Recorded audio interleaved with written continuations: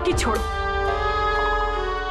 इस घर की इज्जत और तुम्हारी मर्यादा ने एक बार नहीं रोका तुम्हें।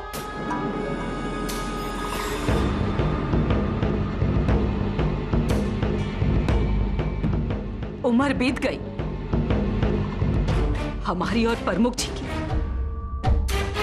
इस समाज में अपनी साख बनाते बनाते।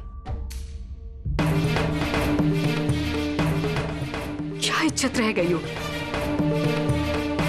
उस डॉक्टर के सामने हमारे इस घर की।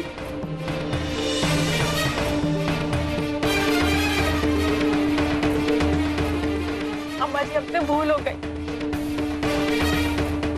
हमें माफ कर दीजिए, हम कभी ऐसा नहीं करेंगे। बस छोड़ दो। भाभी उठिए भाभी। मंजू बहू, हमें तुमसे ये उम्मीद नहीं थी। घर की इज्जत दांव पे लगाने से पहले तुमने एक बार भी नहीं सोचा ये बीमारी का नाटक, डॉक्टर से सौदा, सिर्फ इसलिए कि तुम आदित्य से दूर रहना चाहती हो। एक बार मंजू बहू तुम हमसे कह देती, हम उसकी देखभाल कर लेते, तो कम से कम ये सब करने की तो जरूरत नहीं पड़ती। बस कलावती, बस बहुत हो गया। ये मदारी की तरह हम सबको नचा रही है और हम चक्री की तरह घूम रहे हैं। लेकिन अब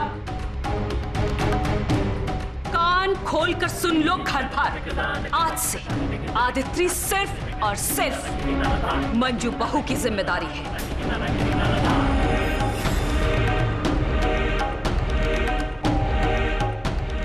और मंजू बहू, तुम एक और नाटक करने की कोशिश की ना, तो तुम्हें तुम्हारे मायके भिजवा देंगे हम।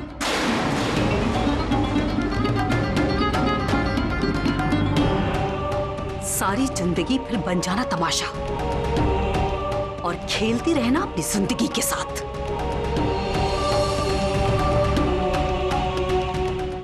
नहीं अम्मा जी, हम ऐसा दोबारा नहीं करेंगे, हमें माफ कर दीजिए अम्मा जी। हम मर जाएंगे लेकिन हम कभी ऐसा नहीं करेंगे।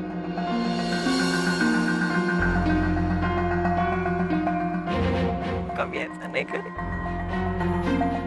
बड़की अम्मा जी, जाने दीजिए ना। मंजू दीदी को अपनी गलती समझ में आ गई है। तारा बहू, जाओ लेकर आओ सरोजा बहू को।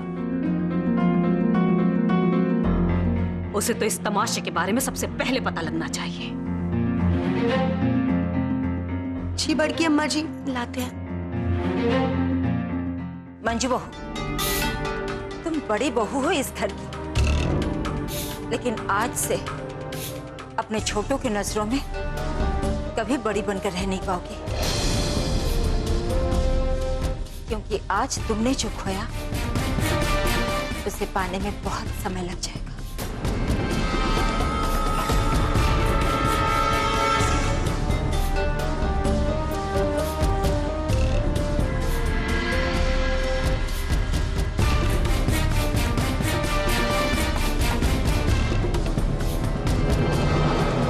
क्या हुआ? पैर तले जमीन हिल गई क्या? नए जमाने की पढ़ी लिखी लड़की। लेकिन एक बात बता दे, हमारा तजुर्बा और हमारे उम्र की पोथी तुम्हारी पढ़ाई लिखाई पर हमेशा भारी रहेगी।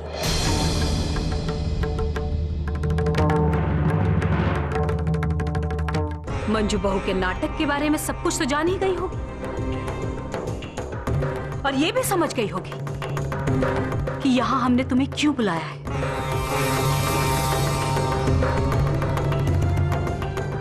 जाओ आदित्य को ले आओ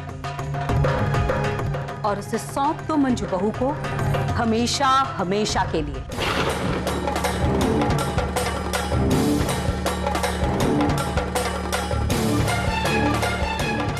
सुना नहीं तुमने? क्या कहा हमने? कोई कहानी नहीं कह रहे हम जिसे सुनकर तुम ख्यालों की दुनिया में खो जाओ।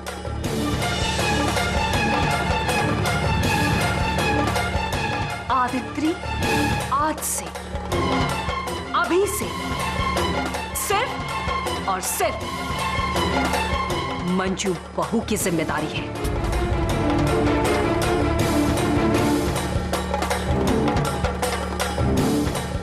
जाओ और आदित्रि को ले आओ।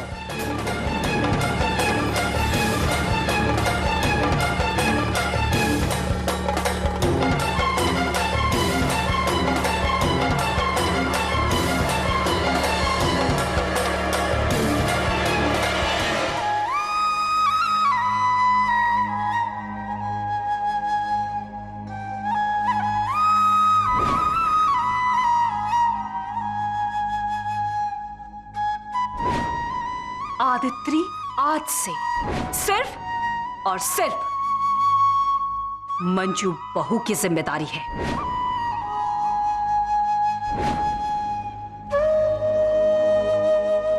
अरे वाह, फिनिश कर दिया। बहुत भूख लगी थी।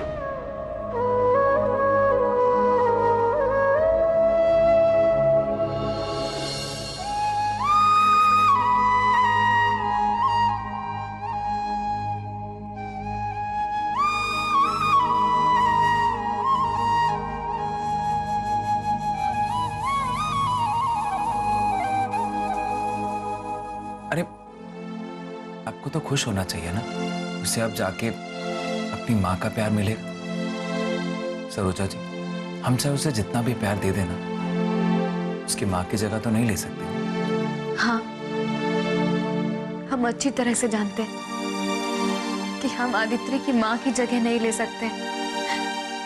बस हम यही चाहते हैं कि मंजू दीदी आदित्रि को अपनी बेटी की तरह एक्सेप्ट कर ले, खुशी खुशी।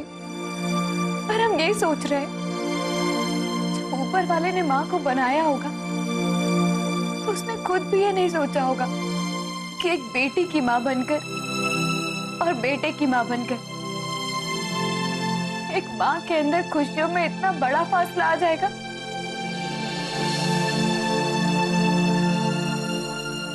ये बात तो सच है सरोजा जी, हमें भी आज तक समझ नहीं आया कि बेटा और बेटी में इतना बड़ा फर्क क्यों। लेकिन आप चिंता मत कीजिए, हमारी आदित्रि इतनी प्यारी है ना कि अगर मंजू भाभी का दिल लोहे का भी बना होगा ना तो उसे चुंबक की तरह खींच लेगी।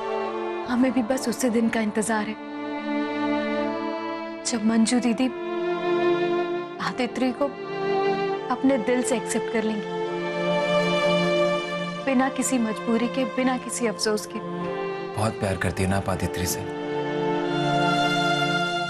आप बिल्कुल चिंता मत कीजिए, आपकी हर दुआ कबूल होगी उसके लिए। और हम भी बस यही दुआ करते हैं कि हमें भी एकदम आदित्रि जैसी बेटी हो।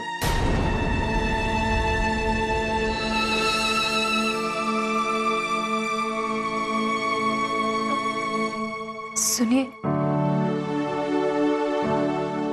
आदित्रि के कुछ कपड़े और खिलौने रह गए, क्या हम उसे देने जा सकते हैं?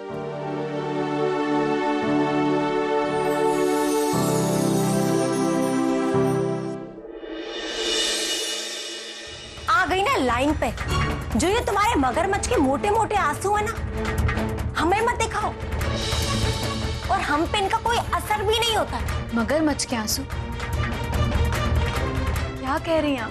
तो क्या, हमारे पास भी दिमाग है और हम भी सब देख सकते कि तुम हमारे दुर्भाग्य पे अपनी रोटियां सेकने की कैसे तैयारियां कर रही हो।